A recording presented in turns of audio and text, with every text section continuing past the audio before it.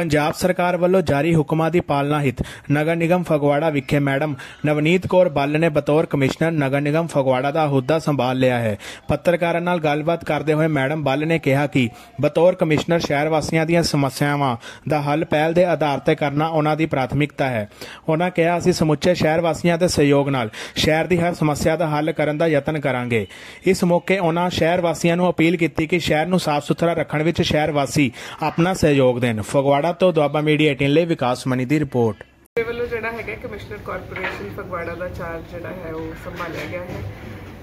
ਇਸ ਤੇ ਸਾਡਾ ਜਿਹੜਾ ਹੈ ਉਹ ਫੋਕਸ ਹੋਏਗਾ ਕਿ ਸ਼ਹਿਰ ਵਾਸੀਆਂ ਨੂੰ ਜਿੰਨੀਆਂ ਵੀ ਕਾਰਪੋਰੇਸ਼ਨ ਵੱਲੋਂ ਜਿਹੜੀਆਂ ਸੁਵਿਧਾਵਾਂ ਹੈਗੀਆਂ ਨੇ ਉਹ ਚੰਗੇ ਤਰੀਕੇ ਨਾਲ ਦਿੱਤੀਆਂ ਜਾ ਸਕਣ ਤੇ ਸ਼ਹਿਰ ਵਾਸੀਆਂ ਨੂੰ ਵੀ ਸਾਡੀ ਅਪੀਲ ਹੈ ਕਿ ਉਹ ਸਾਰੇ ਕੰਮਾਂ ਦੇ ਵਿੱਚ ਕਾਰਪੋਰੇਸ਼ਨ ਦਾ ਸਹਿਯੋਗ ਕਰਨ ਤਾਂ ਕਿ ਅਸੀਂ ਮਿਲ ਕੇ ਜਿਹੜਾ ਹੈਗਾ ਫਗਵਾੜਾ ਨੂੰ ਇੱਕ ਚੰਗਾ ਸ਼ਹਿਰ ਬਣਾ ਸਕੀਏ।